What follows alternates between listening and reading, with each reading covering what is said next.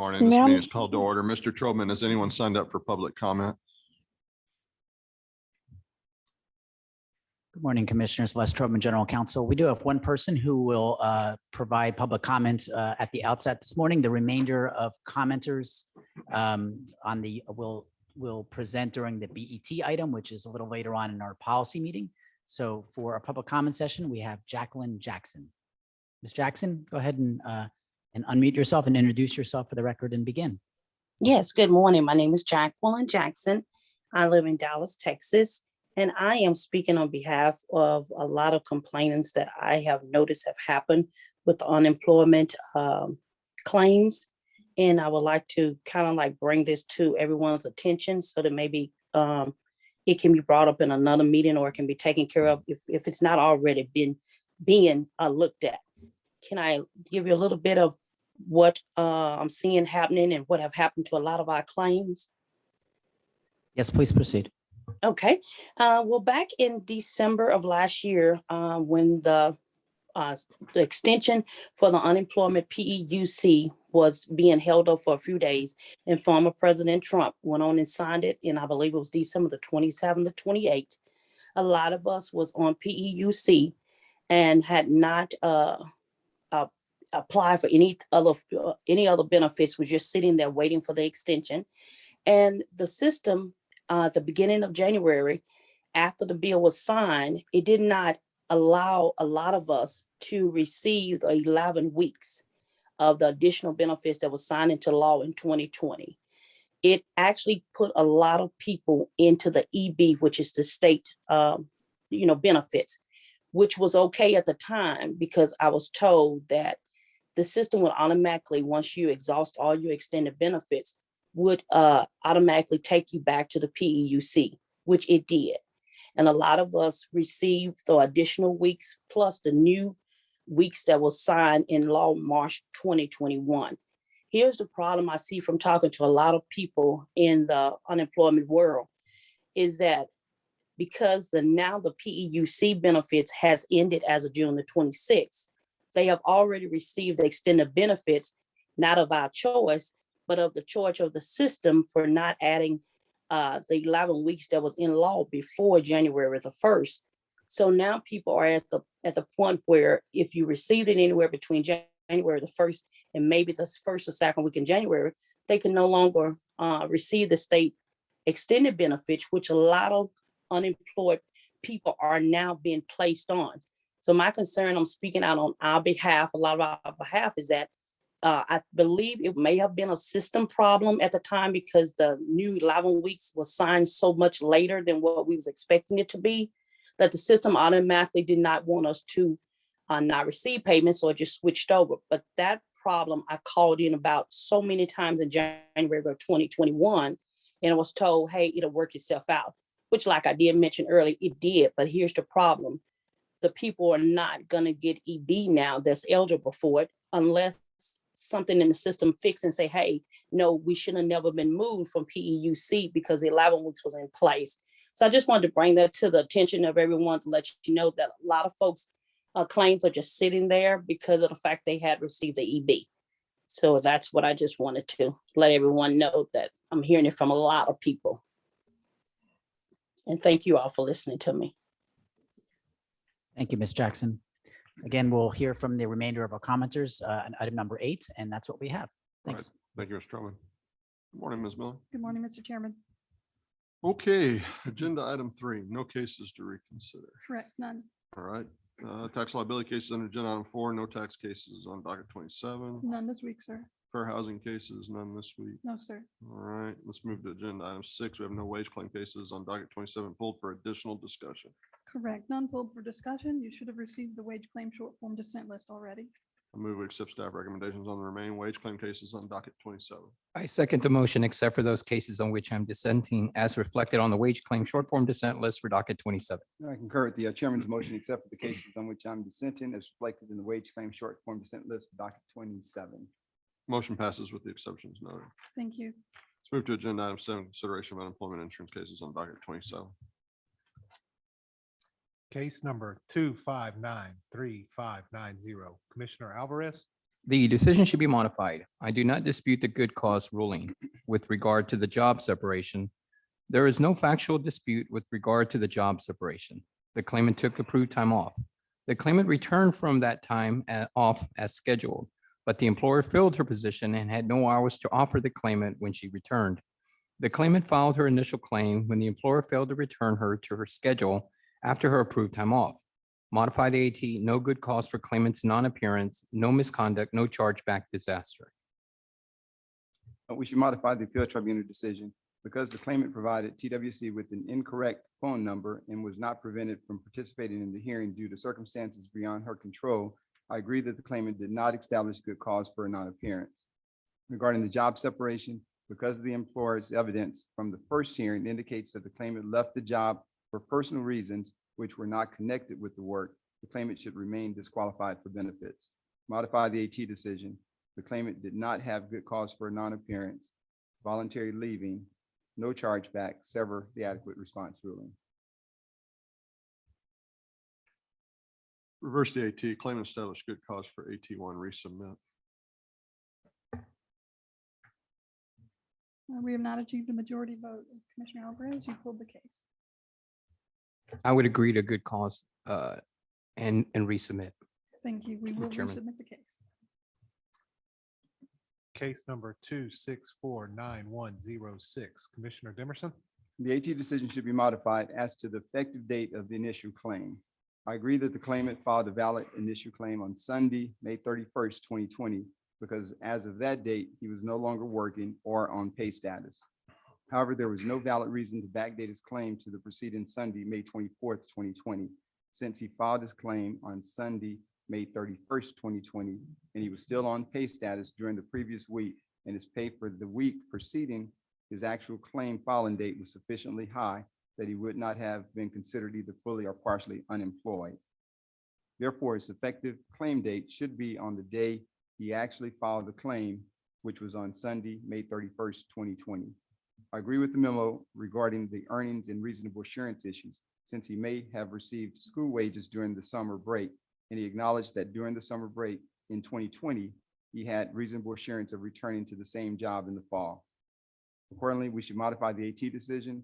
The claimant filed a valid claim, but the effective claim date should be May 31st, 2020, and send a memo to UIA and OS regarding earnings and reasonable assurance. I would agree with Commissioner Dimerson. Agree. Thank you. We have a unanimous decision and we will send the memos. Case number 2678250. Commissioner Alvarez. The decision should be reversed. The claimant was the only party providing sworn testimony. The claimant denied that she was rude to a customer. The employer required the claimant to complete online orders before helping customers in the restaurant. The claimant explained she was completing an online order and apologized to the customer. The claimant's sworn testimony carries greater weight than the anonymous hearsay offered by the employer. Complying with the employer's policy to complete online orders first was not misconduct connected with the work. Reverse AT, no misconduct, chargeback.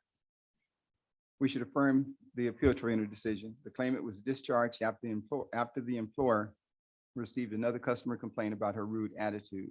Employer policy required employees to provide excellent customer service, including being polite to every customer.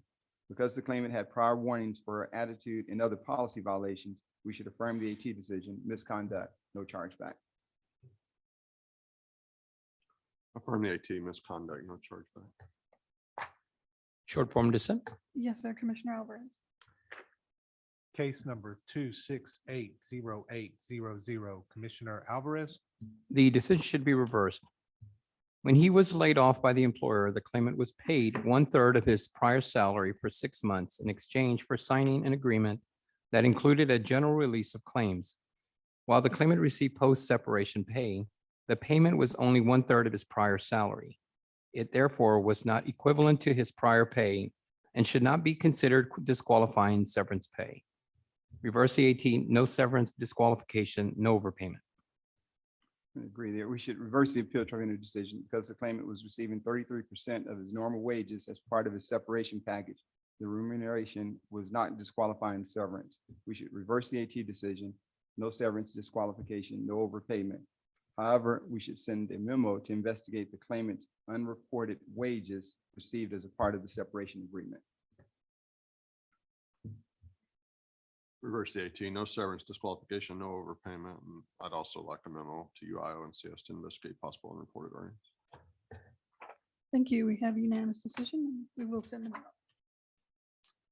Case number 2697082, Commissioner Dimerson, The appeal tribunal decision should be modified. The claimant was separated from work due to attendance issues. However, it appears the claimant's final absence was due to illness.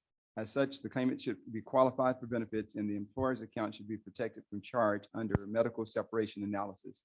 We should therefore modify the AT decision. No misconduct, no chargeback, MVI. Ms. Miller, I would agree with Commissioner Dimerson.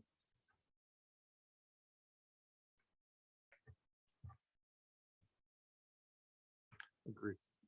Thank you. We have a unanimous decision. case number 2714498, Commissioner Alvarez, The decision is not supportable. The claimant's severance was based on the employer's pre-existing severance agreement. As such, the payment was based on a written contract negotiated prior to the claimant's separation and is not disqualifying. Reverse the AT, severance eligible. We should affirm the appeal tribunal decision. The claimant received a severance payment from the employer, which was calculated to a total of 17.52 weeks of pay for the claimant. This severance pay was disqualifying since it did not fall under any of the exceptions to section 207.049B of the Act. Therefore, we should affirm the AT decision disqualifying severance November 22nd, 2020 through March 27th, 2021. Reverse the 18, no severance, disqualification. Short form. Yes, sir. Commissioner Dimerson. case number 2718422, Commissioner Alvarez, The AT decision should be modified. The claimant stopped working for the employer when her house was destroyed in Hurricane Laura. She was forced to move away from the area in which she worked as a result of the disaster. The claimant was involuntarily separated due to urgent, compelling, necessary circumstances and should not be disqualified. Since the separation was caused by natural disaster, the employer's account should be protected. I'll modify the AT, no voluntary leaving, urgent, compelling, and necessary, no chargeback due to disaster. We should affirm the appeal tribunal decision. After the employer granted the claimant a 2-week personal leave, the claimant then returned to the job for a few weeks. However, she then simply stopped reporting to work and did not return. The claimant did not establish that she had good cause connected with the work for leaving her position. Therefore, we should affirm the AT decision, AT, voluntary leaving, no chargeback. Affirm the AT, voluntary leaving, no chargeback. Short form dissent. Yes, sir. Commissioner Alvarez. case number 2730640, Chairman Daniel, The work was not in employment, so there was no separation, and the underlying ruling is void. The claimant's honest reporting a few days of gig work earnings should not trigger a new claim and result in the claimant being disqualified from the receipt of benefits due to his unsuccessful attempt to return to the workforce as an independent contractor. Set aside the AT, void the continued claim, sever the availability issue. Ms. Miller, I would agree with Chairman Daniel. We should deem the claimant's commission appeal timely and modify the appeal tribunal decision. I agree that the claimant's address change with the commission during the appeal period constituted a timely appeal to the commission under Rule 32H. Regarding the job separation, the claimant quit due to personal transportation issues, which did not constitute good cause connected with the work. Because the remaining availability issue is not adverse to the claimant, I agree the issue should be severed. Therefore, we should deem the claimant's commission appeal timely and modify the AT decision, voluntary leaving, sever the availability issue. There's already a majority vote to void the determination, separation determination. Mr. Chairman, I do need to ask clarification. You said void the AT, but then you also voted to sever AVOO. It was the appeal tribunal decision that created the AVOO. If you void the AT in full, AVXX will come into play. So did you want to void the AT decision with respect to the separation only? Yes. Thank you. And Commissioner Alvarez, I need to know whether you agree or not. I would agree with Chairman Daniel. Thank you. Thank you, ma'am. And Commissioner Demerson. Great. Do you want to have a unanimous decision or, because you had voted basically to dismiss the appeal? Yeah. Oh, no, sorry, grant the appeal, but continue to disqualify. Let me consult real quick. So we're in a short form dissent. That would be consistent with the separation vote Okay. that you made. Good. Okay. Thank you. Thank you. Case number 2740218, Commissioner Alvarez, The decision should be reversed. Both parties agreed that the claimant repaid the payment that he received on April 20th, 2020. The payment was not severance or wages in lieu of notice. It was a loan that the claimant repaid. Reverse AT, no severance, no overpayment. We should affirm the appeal tribunal decision. The employer paid the claimant severance pay that covered a period from April 1st, 2020 through April 15th, 2020. This covered over 3 benefit weeks for the claimant. Because the payment did not meet any of the non-disqualifying exceptions in the act, we should affirm the AT decision, disqualifying severance March 29th, 2020 through April 18th, 2020. Recalculate the overpayment. Reverse the AT, no severance disqualification. Short form. Yes, sir. And reverse the overpayment as well. Yes, thank you, Mr. Chairman. case number 2778955, Commissioner Alvarez, The AT decision should be affirmed. The claimant submitted a letter to the employer expressing his desire to stop being a volleyball and basketball coach. Perhaps unwisely, that letter used the phrase notice of resignation with regard to his coaching duties. However, it was clear from the letter that the claimant did not intend to resign from his job. The claimant specifically stated that he intended to continue with his teaching duties and desired to coach baseball in the spring. By the employer's own testimony, the employer chose to construe it as resignation because they decided that the claimant was not equipped to fulfill his duties. The employer could have simply told the claimant he could not decline his coaching duties under the contract without completely severing his employment. If that had happened, the claimant would have continued with all coaching and teaching responsibilities in the contract. The employer has not established misconduct connected with the work. Affirm the AT, no misconduct, bill reimbursing employer. We should reverse the appeal tribunal decision. The claimant signed a dual assignment contract with the employer school district to be both a teacher and a coach. The contract provided that you may not continue employment in one position without continuing employment in both positions, and you may not resign one position without resigning both. When the claimant submitted a resignation for his coaching position, the employer accepted the claimant was therefore resigning both positions based on the terms of the contract. However, the employer informed the claimant he could continue teaching for the remainder of the school year.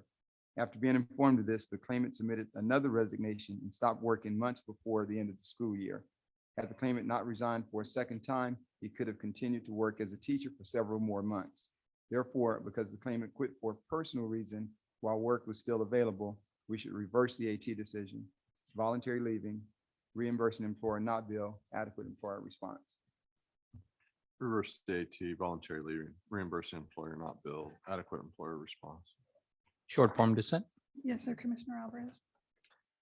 case number 2781841, Commissioner Demerson, The commission should grant a rehearing in this case. The claimant was discharged due to an altercation with another employee. The employer stated it reviewed security footage of the incident. As the security footage would be helpful in assessing the credibility of the parties, we should hold a rehearing for admission of the employer's security footage video evidence. The decision should be reversed. The claimant received a customer complaint. Before the claimant could investigate the complaint, the technician who the complaint was about confronted the claimant and threatened him with physical violence. The claimant ended the encounter by walking away. The employer's witness alleged that he saw the claimant point his finger at the technician's face during the encounter. However, the employer provided a witness statement from someone else who saw the video indicating that the claimant waved his hand. As the claimant was the only party to provide firsthand testimony and the employer's account of the video was inconsistent, the claimant's testimony carries greater weight. Additionally, the claimant had no prior warnings and the technician was not disciplined for starting the verbal altercation. In line with prior decisions, the employer has not shown misconduct. Reverse the AT, no misconduct. Rehear for the video of the final incident. We will rehear the case. Case number 2785874.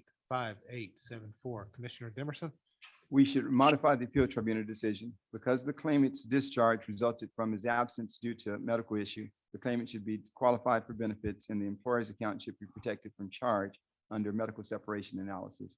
Accordingly, we should modify the AT decision, no misconduct, no chargeback, MVI. I would agree with Commissioner Demerson. Agreed. Thank you. We have a unanimous decision. case number 2786023. Commissioner Dimerson, We should reverse the appeal tribunal decision. Multiple employer witnesses credibly testified that the claimant initiated the job separation when he requested to work at a different property. Because the preponderance of the evidence established that the claimant quit for another job and not for good cause connected with the work, we should reverse the AT decision, voluntary leaving, no chargeback, adequate employer response. In the alternative, if we give credence to the claimant's testimony as the appeal tribunal did and conclude that the claimant was discharged due to the impact of the pandemic, then the claimant should be disqualified for benefits and the employer's account should be protected from charge under disaster separation analysis. Thus, we should modify the AT decision, no misconduct, no chargeback, disaster. I would agree with the second. Thank you.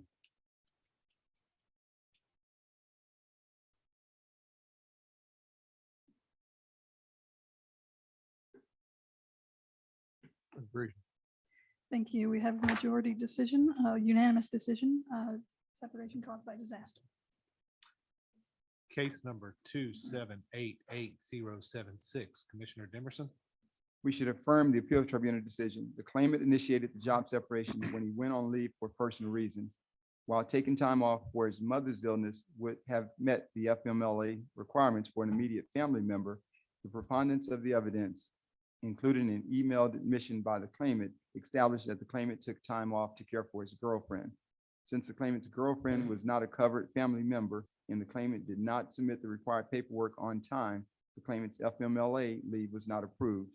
Thus, because the claimant took an extended leave for personal reasons and his leave was neither approved nor protected by law, the claimant is deemed to have quit without good cause connected with the work.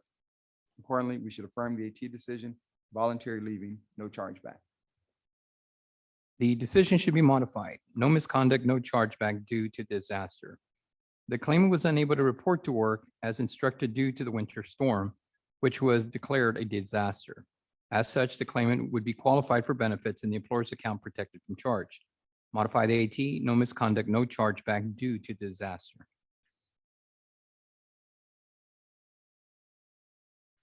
Affirm the AT, voluntary leaving, no chargeback, memo to investigate establishing a DUA claim. Short form dissent. Yes, sir, Commissioner Alvarez. We will send that memo. case number 2792881. Commissioner Alvarez, The record is not sufficiently developed to issue a decision. The claimant was transferred to another location and quit because of the distance from her home to the new store. Despite this, specific testimony on the distance between the stores and the claimant's home and the increase the transfer would have on her commute time was not taken. This case should be reheard to fully address the impact of the claimant's transfer on her commute time. I ask for rehear. The appeal tribunal decision should be affirmed. The claimant quit her job due to her concerns with the commute to work. However, the claimant had accepted a transfer previously, and the most recent transfer did not represent an unreasonable increase in distance from the location she was working at immediately prior to resigning. As such, the claimant did not have work-connected good cause for quitting, and we should affirm the AT decision, voluntary leaving, no chargeback. Reverse AT, no voluntary leaving, chargeback. We haven't received a majority vote yet, Commissioner Alvarez.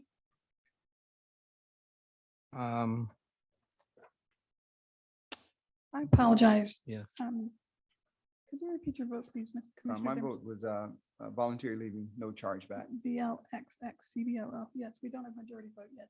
Short form dissent. We have three. Oh, I'm different sorry. votes. You voted to rehear. You That's didn't vote correct. on the merits. The Commissioner Dimerson is voting to disqualify the claimant. Commissioner, the chairman is voting to qualify the claimant. I would agree with the chairman. Thank you. Yes, ma'am. And Short form short dissent. form dissent, Commissioner Dimerson. Case number 2797972, Commissioner Alvarez. The decision should be modified. The claimant was working on location for the employer. 3 workers with whom the claimant was living in employed housing tested positive for COVID-19. The claimant has diabetes and is at high risk for severe illness if he contracts with COVID-19. The claimant established good cause connected with the work for quitting. Modify the AT, no voluntary leaving, no chargeback disaster. I agree with that. The appeal tribunal decision should be modified. The record contains sufficient evidence to support a finding that the claimant's separation was under qualifying circumstances, namely due to disaster. As such, we should modify the AT decision, no voluntary leaving, no chargeback disaster. Agreed. Thank you. We have a unanimous decision. Case number 2811429, Commissioner Alvarez. The decision is correct. The employer's written policy required the claimant to maintain liability insurance. The claimant had liability insurance and notified the employer when the accident occurred. The claimant was discharged because his insurance carrier decided not to cover the accident. If the employer wanted the claimant to carry more extensive insurance, they should have required it in their policies. The claimant did not commit misconduct connected with the work. Affirm the AT, no misconduct chargeback. The appeal tribunal decision should be reversed. The claimant was discharged per the employer's policy pertaining to vehicle insurance. The claimant was involved in a car accident. The employee/driver agreement states that it is the employee's responsibility to have liability coverage and to maintain auto insurance as required by the state when driving for the employer. The claimant provided a fact-finding statement which revealed that his insurance did not cover the accident because he did not have commercial insurance. Because the claimant did not have the appropriate insurance to cover the accident, and because the employer's policy states that the violation of any company or unit policy could lead to disciplinary action up to and including termination, the claimant's actions were misconduct connected with the work. We should therefore reverse the AT decision, misconduct, no chargeback, adequate employer response. Reverse the AT, misconduct, no chargeback, adequate employer response. Short form dissent. Yes, sir, Commissioner Alvarez. Case number 2813238, Commissioner Alvarez. The TWC document was mailed to the claimant on August 24th, 2020. The claimant submitted an address change to TWC on August 27th, 2020. In accordance with commission rule, the claimant's change of address should control and the claimant's appeal deemed timely. Reverse the AT, timely claimant appeal, resubmit. The appeal tribunal decision should be affirmed. The claimant received the determination 2 days after it was mailed, and she understood that her benefits were denied. The claimant stated that she made no prior attempt to appeal before March 5th, 2021, which was well beyond the appeal deadline. There are no good cause exceptions to the timeliness rules. As such, we should affirm the AT decision, untimely claimant appeal, and leave the underlying decision in full force and effect. Voluntary leaving, no chargeback.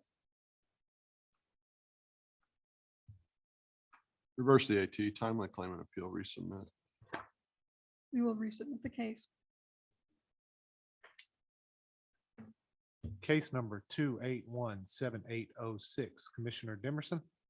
We should modify the appeal tribunal decision. I agree that the claimant filed a valid claim.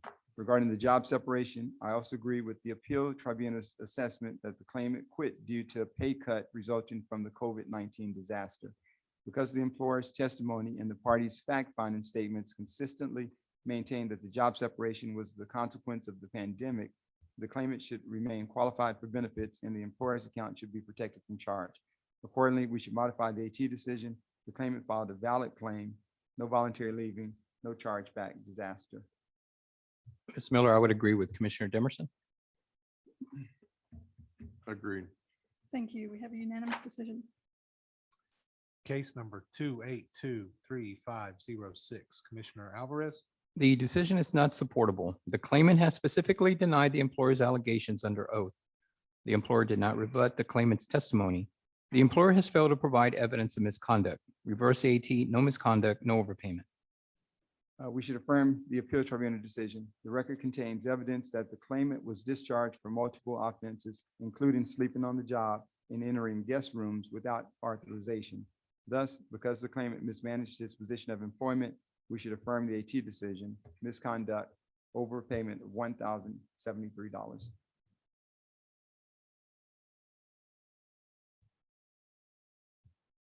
Reverse the 18, no misconduct, no overpayment. Short form dissent. Yes, sir, Commissioner Dimerson.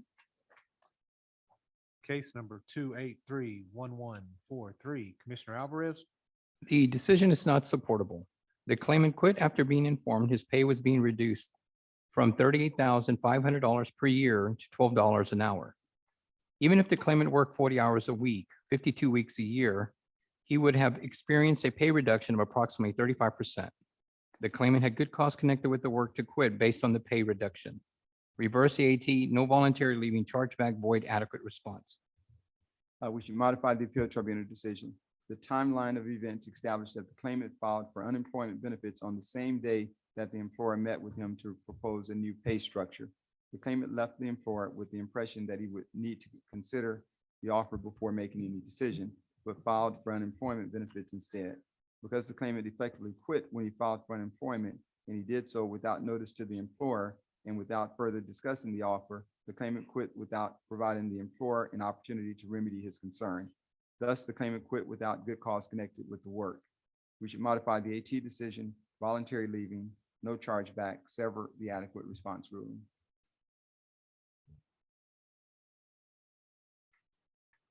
Reverse the 18, no voluntary leaving, chargeback, void, adequate response. Short form. Yes, sir, Commissioner Dimerson. case number 2831443, Commissioner Dimerson, We should affirm the appeal tribunal decision. The claimant quit because of medical issues related to stress connected to her father's illness. Not only was her reason for quitting personal and completely unrelated to the job, but the claimant was not advised by a doctor to quit.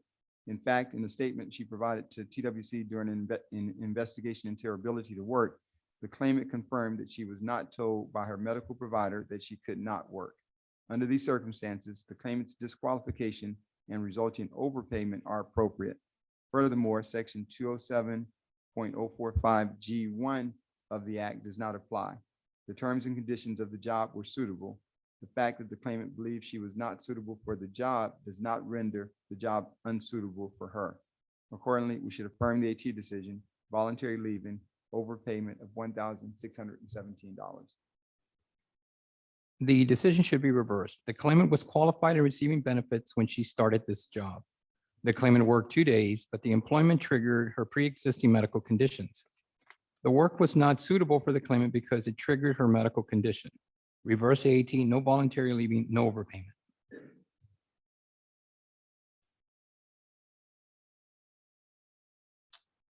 Reverse 18, no voluntary leaving, MVI, no overpayment.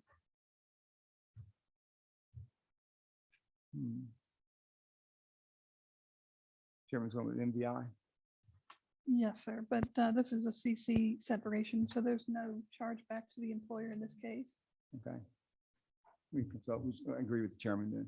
Okay, Okay, VLOO MVI. okay, that's fine. All right, majority vote, claimant is granted benefits and no overpayment.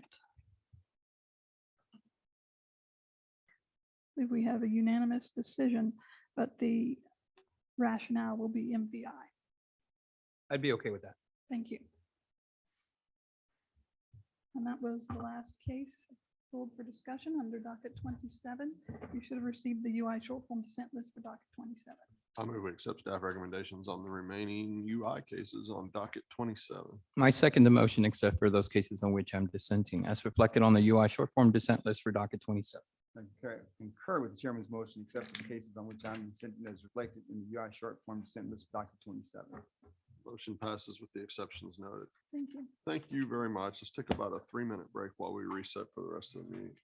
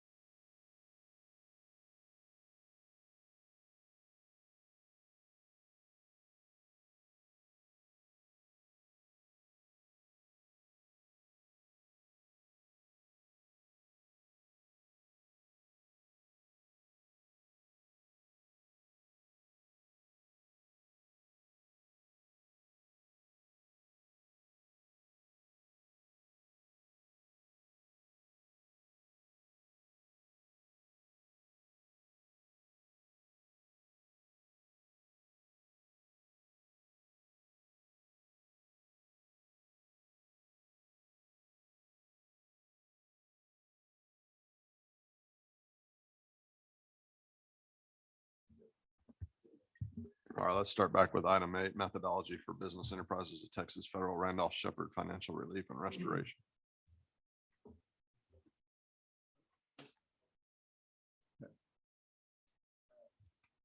Thanks.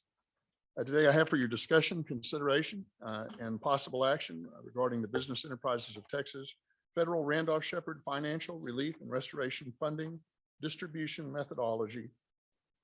Congress has appropriated $20 million under the Consolidated Appropriations Act of 2021 to make one-time financial relief and restoration grants to state licensing agencies in Texas, that would be TWC, consistent with the purposes of the Randolph Shepherd Act. The FRRP funds, as they're called, are to offset blind vendor. In Texas, we call them license managers, but to offset license managers' losses that occurred during calendar year 2020, if those losses were not otherwise compensated. And also for the set-aside purposes authorized by the Code of Federal Regulations, but only if any funds remain after offsetting the losses of licensed managers during calendar year 2020. Our intent is to distribute all of the funds, available funds to the managers under either option that I'll present to you. So there will be none of the use for other set-aside purposes. During January through June of 2021, the Rehab Services Administration, or RSA, issued guidance through policy advisories and answers to questions posed by agencies administering the Randolph Shepherd program and stakeholders, including the amount of FRRP funds that Texas would receive, which is $1.243 million and $1. The approval of documentation outlining losses and the methodology for distributing FRRP to BET license managers is required prior to receiving the funds in Texas. They also issued forms for states to document assurances that they would comply with the conditions listed for the distribution of the federal funds and the proposed methodology for their distribution and use. Clarification that if a manager was already receiving a certain benefit before the losses were incurred, that it should not be considered prior compensation for the loss. If a licensed manager received a benefit after the loss was incurred, whether that benefit should be considered compensation should be determined on a case-by-case basis, depending on the benefit, the connection to the losses, and any other relevant circumstances. In regard to prior compensation, for a 5-month period from April through August of 2020, BET licensed managers that reported monthly income less than $2,720 received an emergency income replacement, or IRP, as I'll refer to them, payment in the form of a cash payment of $3,000 per month. On August 25th of 2020, the TWC's 3-member commission approved distribution of non-federal funds to replenish the BET Trust Fund, which was the original source for funding for the first 3 months, and also to extend the IRP benefit for 2 additional months. As a result, all 5 months of the BEP IRP benefit were paid from non-federal funds. Additionally, the IRP was not a benefit that was in place prior to COVID, such as Social Security, disability insurance, paycheck protection program, unemployment insurance, and a litany of other types of benefits. The TWC IRP was not insurance. It was not a loan. It was not a prior benefit. It was not paid from BET funds and was directly related to the COVID-19 losses experienced by licensed managers, and was considered on a case-by-case basis as to how the benefit was distributed. Therefore, the 2020 TWC IRP benefit aligns with the interpretation of the term otherwise compensated as provided by RSA. Over the last 3 months, BET staff have worked with the elected committee of managers. I've mentioned them here before. They're the federally mandated group that participates in active and major administrative decisions made by the program that affect the overall operation of the program. But BET staff has worked with the elected committee of managers, or ECM, to prepare a proposed methodology for 3 items: documentation of the losses that were incurred by managers as required by RSA, declaration of loss replacement funds received as prior compensation, as RSA says to consider, and the process for the distribution of the funds. The ECM and BET staff agreed upon the method for documenting losses and the process for the distribution of the funds. As stated earlier, RSA guidance notes that prior compensation may be considered and provides guidance as to what compensation may qualify. After careful consideration of the RSA guidance that I presented to you today, as to what qualifies as prior compensation, staff recommends option 1, which I'll explain here in a minute. There's 2 options before you today. Option 1, which considers the 2020 TWC IRP as prior compensation. Under this option, 86 managers, and that is 8 less than would receive FRRP funds utilizing the option that the elected committee of managers takes the position as correct. The option 1 pays 8 less than option 2. However, the 86 managers that will receive funding from FRRP will receive an amount equal to 34.34% of their total losses in 2020. I might add that the 8 managers that will not receive FRRP funds under option 1 recovered all of their 2020 reported losses and more through the TWC IRP that was paid out in 2020. In fact, in between $1,452 and $13,747 more than their losses. The elected committee of managers takes the position that the IRP payments made by TWC should not be considered. And that's perfectly legitimate. There is no requirement either way. That's why there's 2 options. This option is number 2 for consideration by the commission. Under this option, 92 managers, 8 more than option 1, would receive FRRP funds. The 92 managers receiving FRRP funds would receive 25.83% of their 2020 losses. The reason for the drop of 5.81% is because the money would be distributed over a larger group, 8 more, in fact. The 8 additional licensed managers that would receive FRRP funds are the 8 I described to you just a minute ago. I can provide an overview of the formulas for, if you wish. The only differences between option 1 that considers the IRP in 2020 and option 2 that doesn't is the consideration of that IRP, the number of licensed managers receiving FRRP funds, and the percentage that the majority will receive, as I've just described to you. So staff is seeking direction on the selection of option 1 as the methodology by which FRRP funds would be distributed to eligible licensed managers. Additionally, staff seeks direction on approval to submit the FRRP application to RSA using the selected methodology. I'm certainly open to any questions you may have. Questions or comments? I understand we have some public comment here as well. Commissioners, we have several folks who are here signed in to provide comments. I'll call them up individually if they'll introduce themselves for the record and begin to offer their comments with a 3-minute limitation on comments. First, we have Mike Sparks.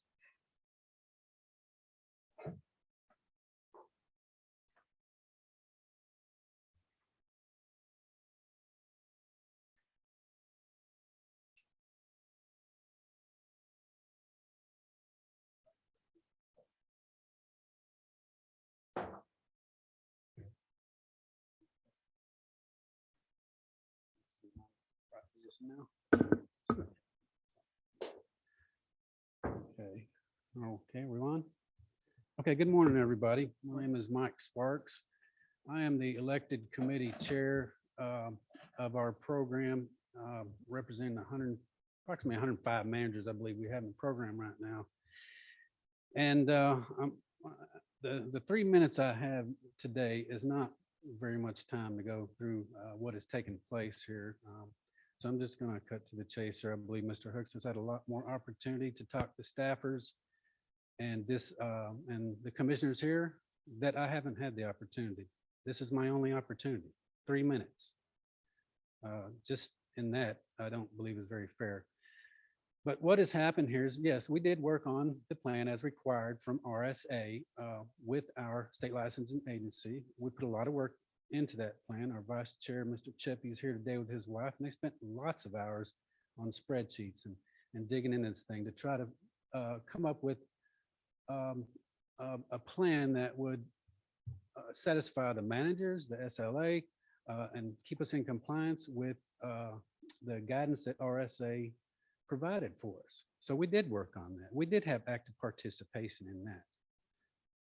What I'm about to say now is after we decided with the SLA, who agreed that we would not go with what Mr. Hooks describes as option number 1, and we would consider those other 8 managers. We wanted to get everybody that we could in this plan to help them.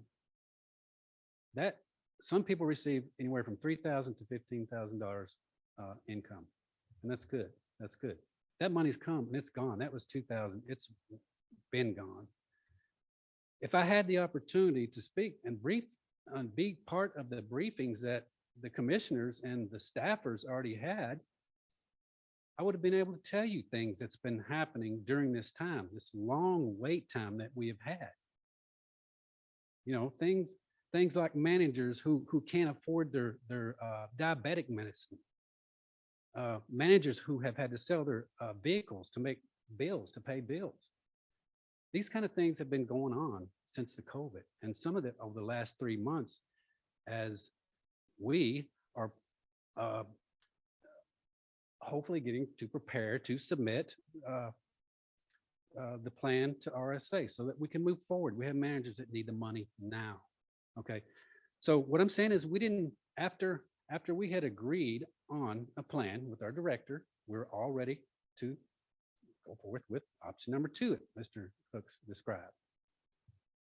All of a sudden, okay, we have to, our director told us that everything had to go through upper management. And from that point, this committee had no active participation. I do not know who the staffers were that Mr. Hooks spoke to. I don't know. I wasn't there. I didn't have a say so. We were informed of this change July the 2nd, this past Friday. Didn't give us any time to come up with something else, to work on some other way that we could make sure these 8 people get included in this plan. That's why we're here today. And I'm asking the commissioners to reject option 1 and have our SLA stick to the agreement that we already had. There are several states already, the majority of states have had extra income given to some of their managers from their states. And there was no problem. There was no problem. They were approved. Many of those states and managers have their money in their hand now. And we have been waiting 3 months. 3 months. Staffers were talked to by the SLA, and all this time, we were just sitting there waiting. We were told that the commissioners, Mr. Commissioners that are here today, had briefings on this. I wasn't a part of that. I was not a part of that. Nobody on the committee was a part of that. We had no say so. We get the word Friday that the SLA is going back on our agreements, the way I look at it. Of course, there's 2 plans here that we're looking at today, 2 options. And again, I'm asking that the commissioners reject option 1. I'm sure our vice chair and we have some other callers that want to get into, and I'm not sure if I'm even past my 3 minutes or not, but so please reject option number 1. Make our SLA stick to the agreement that we had all this time so that we could submit this plan to RSA so that we can put money back in the hands of people who need it now. And with that, I'll yield my time. Thank you.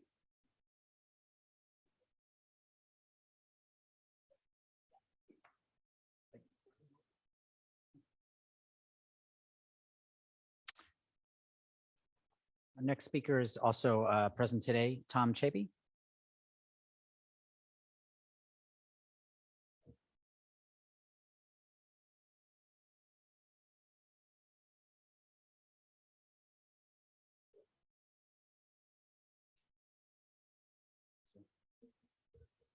Microphone's already, turned on. Good morning. Thank you all for allowing me this opportunity to address the commissioners. My name is Tom Cheppy. I'm the owner operator of the Chuck Wagon Cafe and Chuck Wagon To Go. Blind entrepreneur, also as known as with TWC as a licensed manager. So number one, I'm asking y'all to oppose option number one. The funding, the emergency funding from last year that came from TWC through the BET, that funding was originally from a retirement fund that was left in a trust. And the FRRP funds are part of a federal grant throughout, as Mr. Hooks has stated, through all the 50 states for all the Randolph Shepherd vendors. Now, this grant money has no bearing on any of the fundings from 2020 that was paid out. So with the FAQs that was put out from Randolph Shepherd Act, yes, as Mr. Hooks stated, it could be considered, but once again, it has no bearing at all. So that's why the elected committee of managers, with a lot of the help from my wife and a discussion with a lot of the other managers throughout the state, we did everything we possibly could to make sure everybody that could be included was included. So that's why our plan had the additional 8 managers in there. Yes, of course, we would receive a little less, but 25% of our losses and we're all going to be reimbursed only a little over 25% of our losses, and that's fine. It's better than nothing. We're all trying to get back to work. So, I really implore y'all to choose what the elected committee and the SLA had we agreed upon back in April.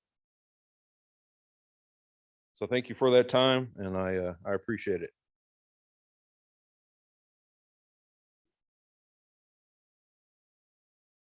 When I call your name, if you go ahead and unmute yourself and introduce yourself for the record. First, Barbie Pacheco.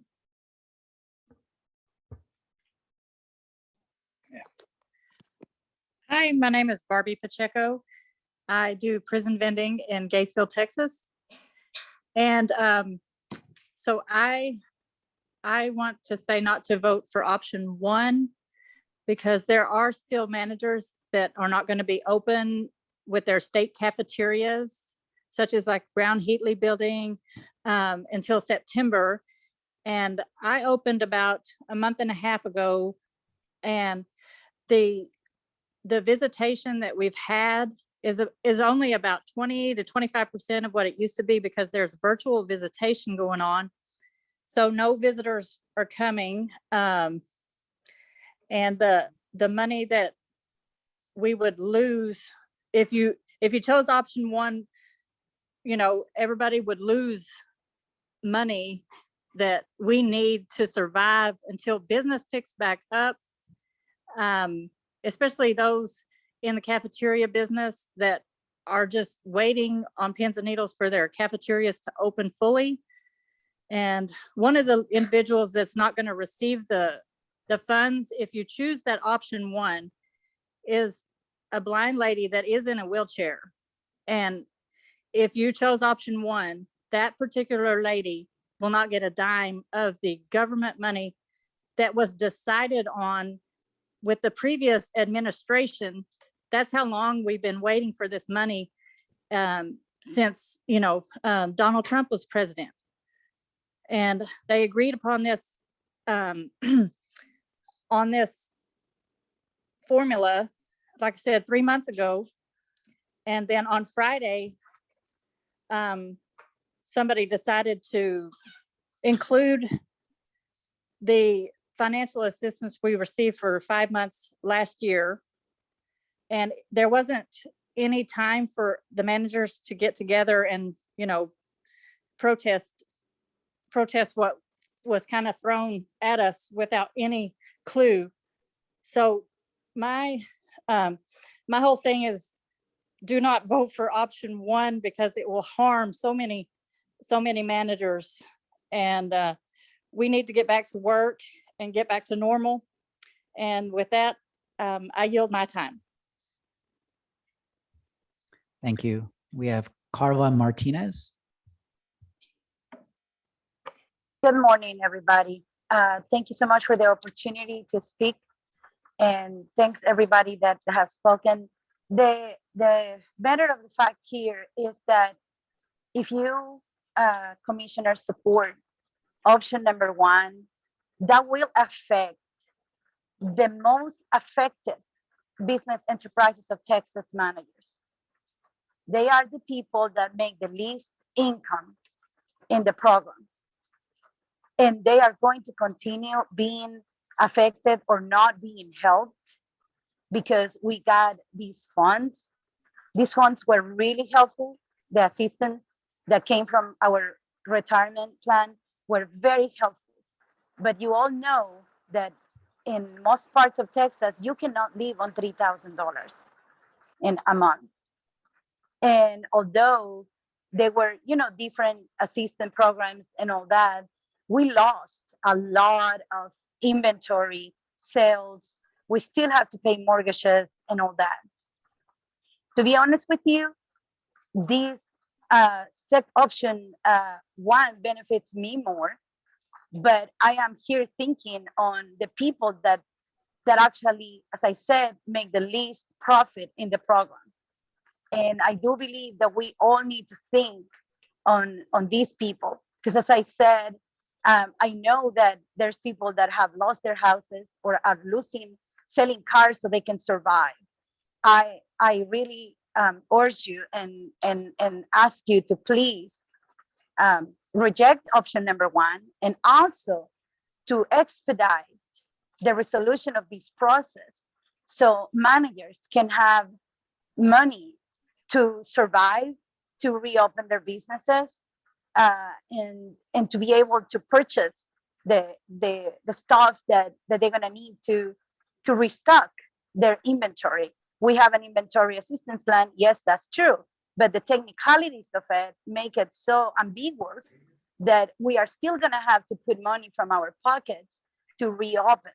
That's going to be help, but it's not going to be what we need to with fresh products or refrigerated products and all that to reopen. So everybody needs some help.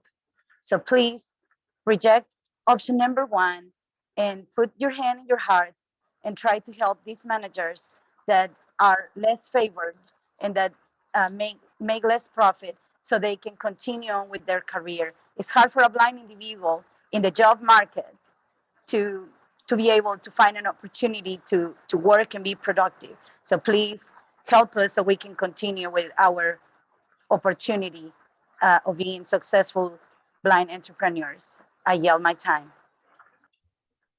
Thank you. Next, we have Ashley Nicole Edwards.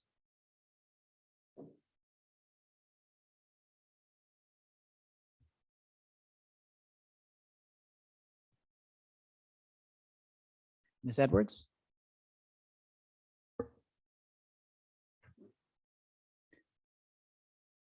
Next, we have Aloha Cook. Yes, my name is Aloha Cook. I am a blind manager who operates the post office in Austin, Texas. I'm here to ask y'all to also oppose option 1. As Ms. Martinez said, 8 of those managers are some of our lowest income managers we have in this program. Every one of us needs this money. I am getting probably part of the least of it, which is fine. I understand that. I had the opportunity to at least keep working. Our managers, at least 90 of them or more, were out of a job for a year to a year and a half. And I am not trying to be disrespectful in any form or fashion. And I hope you don't take it this way. The state got to stay at home and work. They got paid. When you close down the state, you close down our cafeterias. When you close down the federal buildings, you close down our cafeterias. Our prisons were closed down. You took a lot of income from managers. It was not y'all's fault. It's all due to COVID-19, and I understand that. But these managers who went a year and a half, and some of them are still not back working, deserve this money. It's a federal grant that was supposed to be given to the blind managers or blind vendors to help recoup what they lost in this year and a half that they were not allowed to work, while state and federal employees got to stay home and work and get paid where we didn't. So please listen to your heart and do the right thing and oppose option 1. Thank you. I yield my time and have a great day. Thank you. Sean Wright.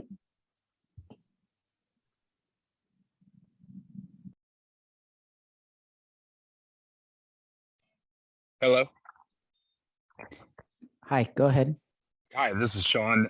Sean Wright, Liftoff Cafe at the Johnson Space Center in Houston, Texas. Just reiterate some of the things that they've kind of already said. I'm pretty sure I'm one of the managers who will not receive the money. It's just briefly, I'll touch on the whole railroad aspect of this whole thing of like the last minute we're gonna switch it, we're gonna switch, and then everyone gets in a panic, and it's kind of like, oh well, maybe they'll clamor and not get their crap together and actually come defend themselves, and we'll schedule it at 9 a.m. Well, I'm sitting here with customers that I'm trying to serve while I'm doing this with the earpiece in, walking around trying to figure out Zoom. It's all pretty nefarious is the word I would use. But moving on, I would say that it's not going to hurt. It's going to hurt everyone involved. I mean, I'm not using the money for anything other than to grow my business.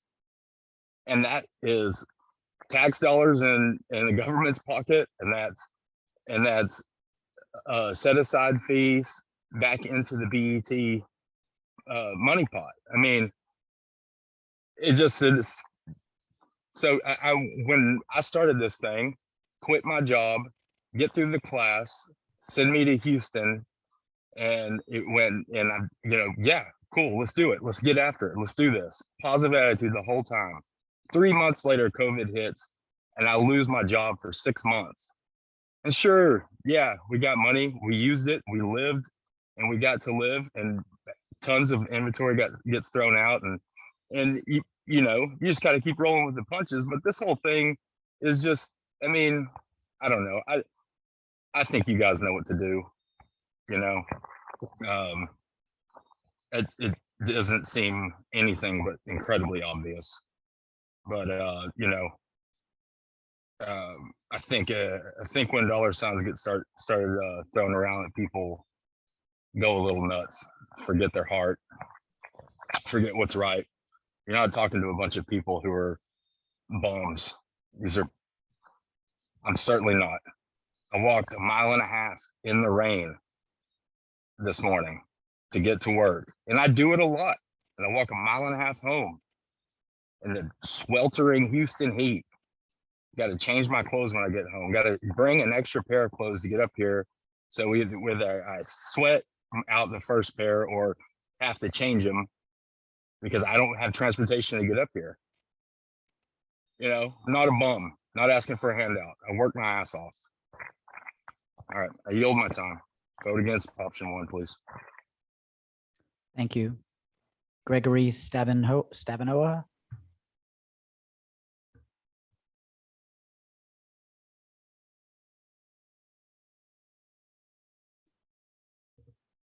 Gregory Stavanoa. Sophie Sparks. Hello. Thank you for allowing me to speak. My name is Sophia Sparks. I am a licensed manager and a former member of the ECM board. And I was an ECM member during the time that the ECM worked with the state licensing agency in order to derive the FRP calculation, their equation. We also did a lot of adjustments to this calculation in order to achieve a product that both the committee and the state agreed upon. And that agreement did not include the IRP. While I understand the opposing views of others, I disagree with the method in which the opinion is being voiced. The federal law dictates that all program decisions are to include the participation of the ECM. As the former director of this program, Michael Hooks understands this aspect of the federal law. For Mr. Hooks to voice this recommendation in this venue, which counters what the current director and ECM discussed and agreed upon without discussing this point and allowing the lawful process to occur, is my opposition. I ask the commissioners to uphold the FRRP calculations determined by the ECM and current director per the federal law and vote for option 2. I yield back my time. Thank you. Leroy Fear.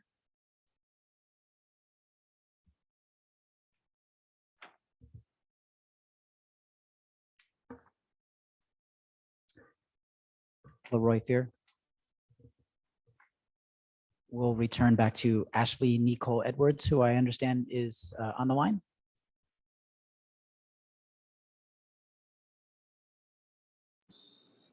Good morning. My name is Ashley Edwards. I am in Houston, Texas at the Bob Casey Courthouse. I represent 2 of the managers that will be affected by the choice and selection of option 1, and removing those people has a direct effect on their life, their livelihood, and so many other people in this program. We are here to help each other out. As the Bible states, I am my brother's keeper. If y'all move forward and side with the SLA and making the decision to allow them to remove those additional 8 managers, it has more than just a financial effect on them. It has an effect on the program, because several of them have stated without that additional income, they will potentially quit this program. This whole thing with the FRRP is for restoration. In order to restore someone to whole, you have to give them more than just $15,000. I don't think any person in the state of Texas can survive off of $15,000, $12,000, $10,000, any variant of it. If we don't allow these additional managers to receive this funds, some of them will be losing their housing. Some of them will not be able to pay for their medical expenses. And we all have decided as an ECM collective that we feel like those people should be entitled to the money. They should be entitled to those funds. We have made a decision. And as far as our disabilities go, I don't think any of us have been rated as incompetent. We have made our decision. We stand by our decision. Ms. Hinojosa has made that decision, and she agreed with us initially. Now she's waning and choosing to side with what the SLA says, and that doesn't work for us. Y'all are a participating party with us. Y'all are to be accompanying us in this program. If it was not for us, you would not have jobs. You would not have the positions that you have. Just be thoughtful and think of that when you're making these decisions, because your choice has a direct effect on several people. If y'all do not give that money back to those people, then we will have to figure out within our own ranks how to give back to help our own managers. I yield my time. Thank you. Thank you. And returning back to Gregory Stavanoa, I understand is on the line. Okay, am I unmuted now? You're good. Please proceed. I think you may have just muted yourself again. I'm sorry, I think I muted myself again. How about now? You're great. Go ahead. Okay, well, there's been a lot of compelling information out, so I'm just going to keep it short.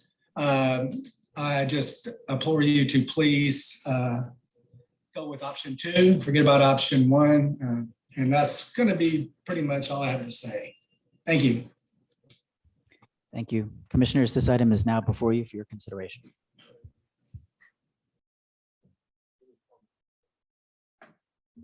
Chairman, I have a few comments that I'd like to ask Mr. Hooks.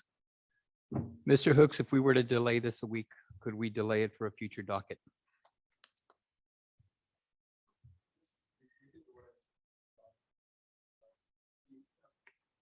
Would be simply that it would postpone a little bit longer, the managers getting the money, but it's not, it wouldn't be months.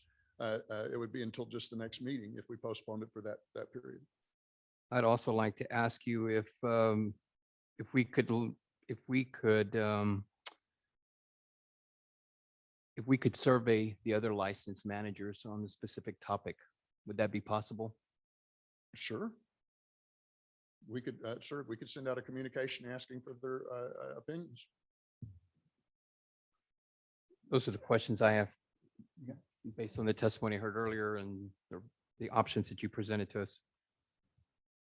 First of all, let me thank Mike, you and the team, the BET team, for bringing this forward and for the work that you guys are doing. I know there's a lot of work that's been put into this effort, and also those ECMs, those employers in the state. And I appreciate their positions and their concerns, and appreciate the work that you guys are doing day in and day out to make a difference in Texans' lives as well. I want to make sure that I understand, and Commissioner Alvarez, appreciate your comments and concerns. I think given a little time, not even a lot of time, but maybe next week, in my opinion, allows us to do some things. But before that, option 1, as I understand it, results in 84 ECMs receiving benefits, and then option 2 is 92 that would receive it.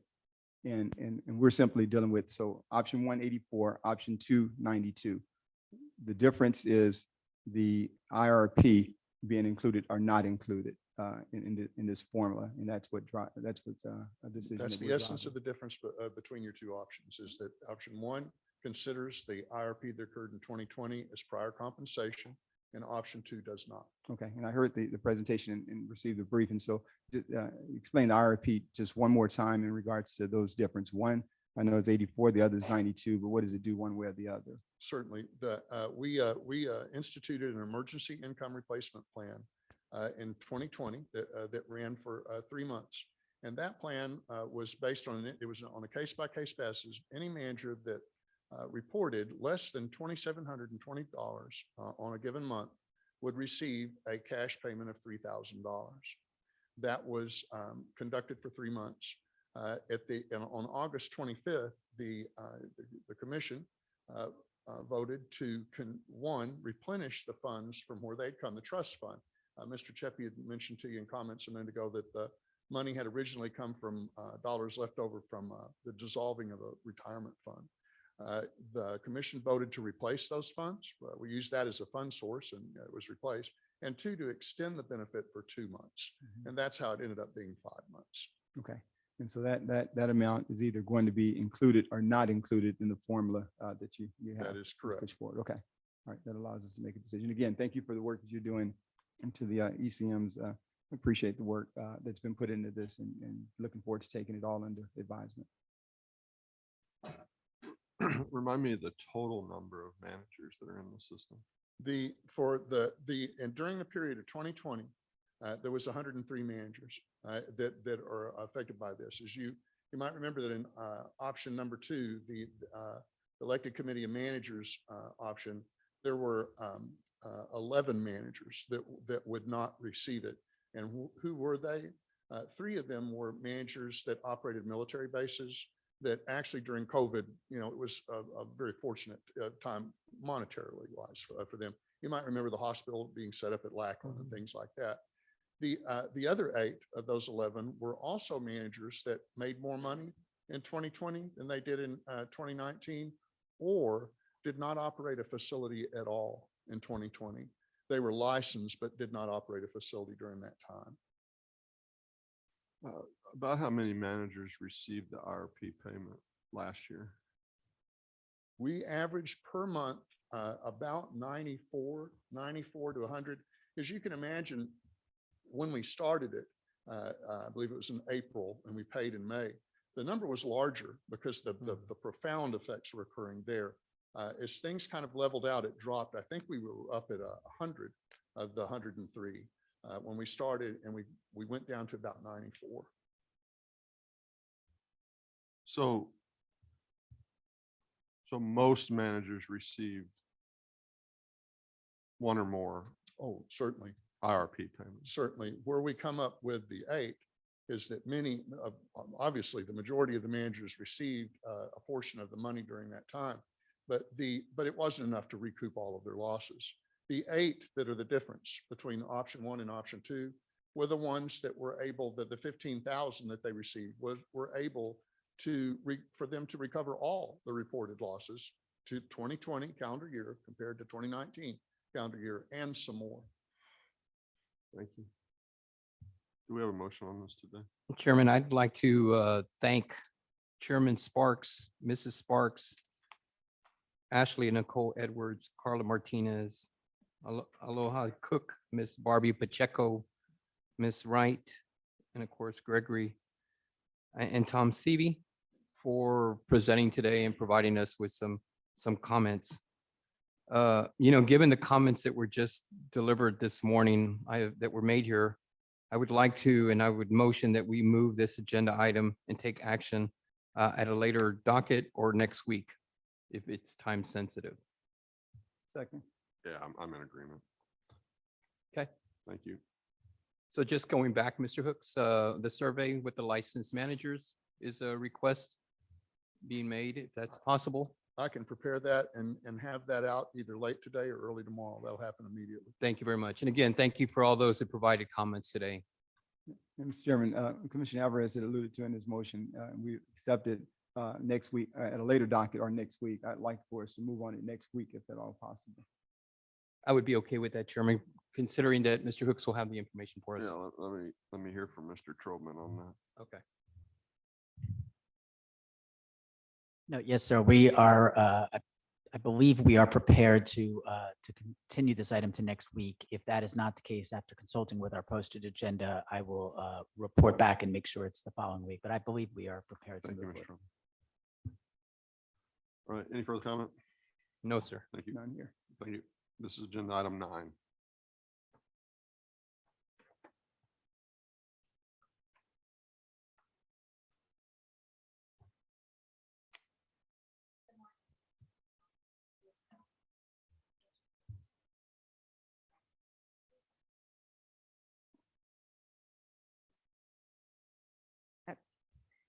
Before you today for discussion, consideration, and possible action is a discussion paper regarding adult education and literacy, Accelerate 6.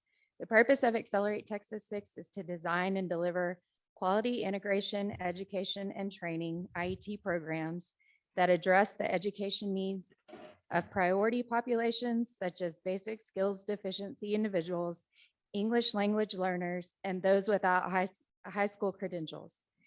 A secondary purpose of Accelerate Texas 6 is to demonstrate and disseminate effective and innovative models statewide that expand Texas's capacity to deliver quality IET services for BSD individuals.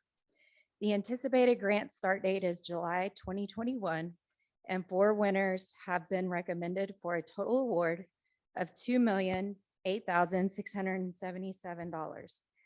This amount is higher than the original budget of $2 million for the project that was proposed on July 28th of 2020 due to a 3-way tie during evaluation. Today, staff seeks consideration and commission approval on one of 2 options. Option 1, commissioner approval of the addition of $8,677 to the budgeted amount for the RFA and the 4 grant awards. Option 2, commission approval of fully funding the highest scoring applicant and reducing the second highest scoring applicants, which scored in a 3-way tie, by 0.5829%, keeping the total of the project at $2 million, and approving the 4 awards as revised. This concludes my presentation. I'm happy to answer any questions. Questions or comments?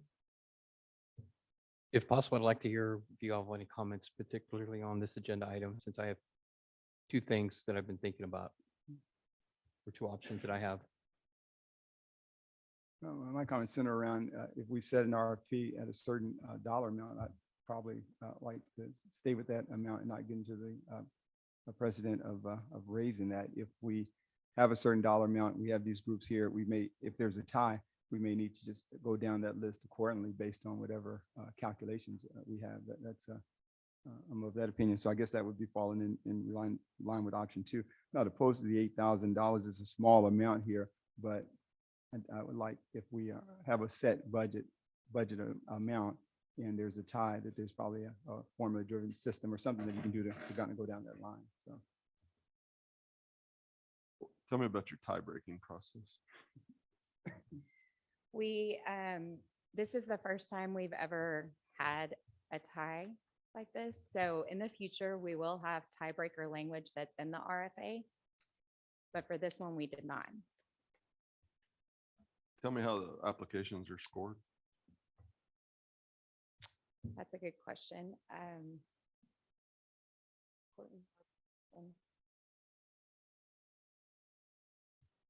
brought my subject matter expert. It's always good to bring one of those. It is, yes, sir. Good morning. For the record, Ben Holquist, Workforce Development Division.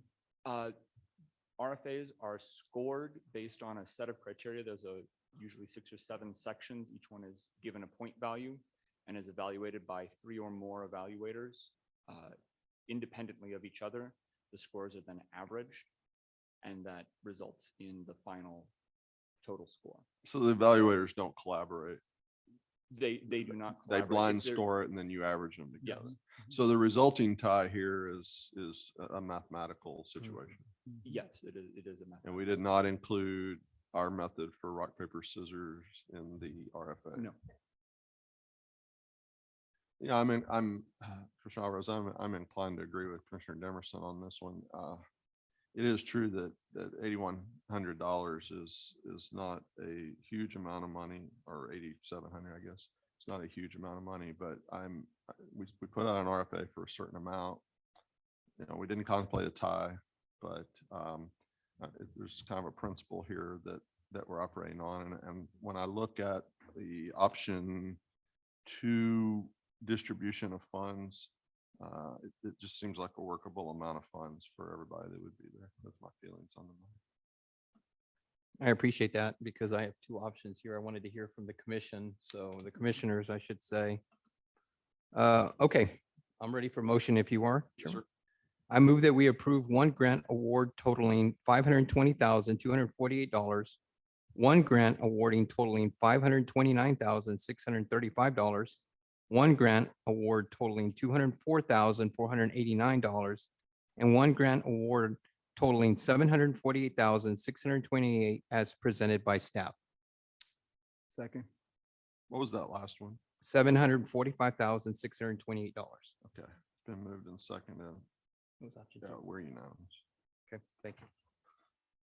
That was option 2. Yeah. I think that's it on item 9. Let's move to item 10. Nothing under item 10. Item 11.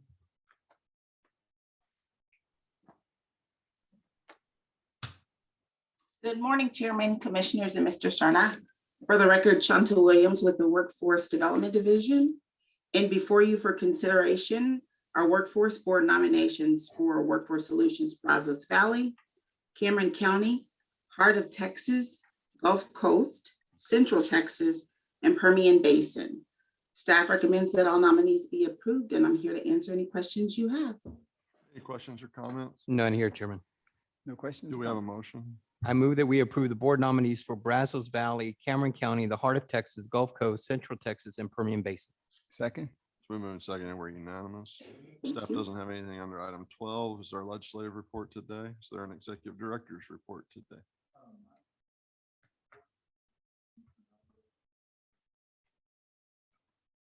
Yes, thank you, Ed, for that. As you know, or for those that don't know, last week we were awarded a DOL expansion grant thanks to the apprenticeship team who is present today. And so I wanted to acknowledge the following. Desi Holmes is our director, Tara Cole, George McIntyre, Ann Pham, Kimberly Patterson, Sheila Ripple, and our intern at the, with the apprenticeship group is Felipe Broza. I wanted to congratulate them. And of course, I also wanted to take this opportunity to thank everyone involved in this whole process. We were one of very few states that were awarded this grant. So I wanted to certainly acknowledge everyone that works on that team. And of course, we have Carrie. Thank you, Carrie, for your work. And of course, Courtney, for your leadership. But I specifically wanted to acknowledge Desi and her team for the great work they've done to not only promote the apprenticeship programs that we have in Texas, but certainly taking advantage of this expansion grant where we have now apprentices in other occupations, not just in the traditional apprenticeship category that we would remember or started back in 2016, but now we're in IT, healthcare, childcare. We're making beer. I mean, you name it. So I want to thank Desi and her team for that. So congratulations and well deserved.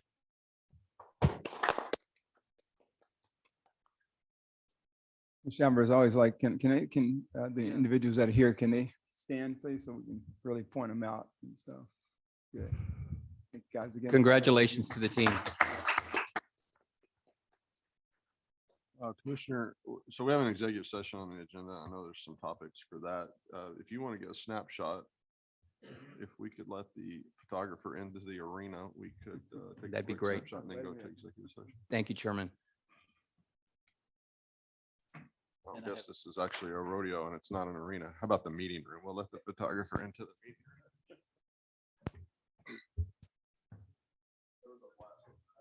Yeah.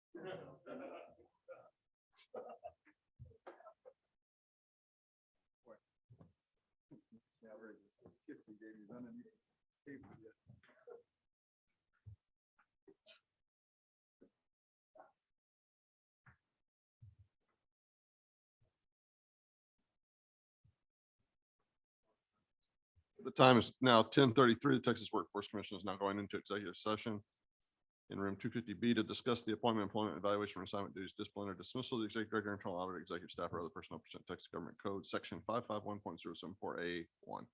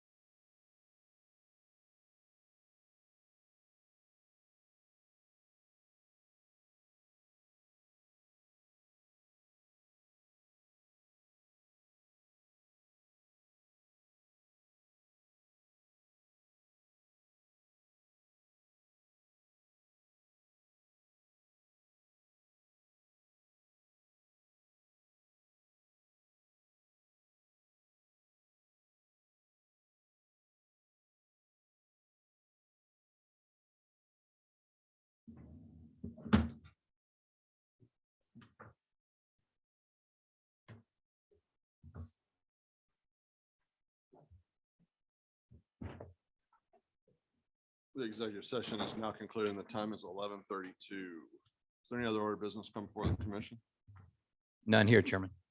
None. Do we have a motion to adjourn? Chairman, I move that we adjourn. Second that motion. It's been moved and seconded to adjourn. We're adjourned.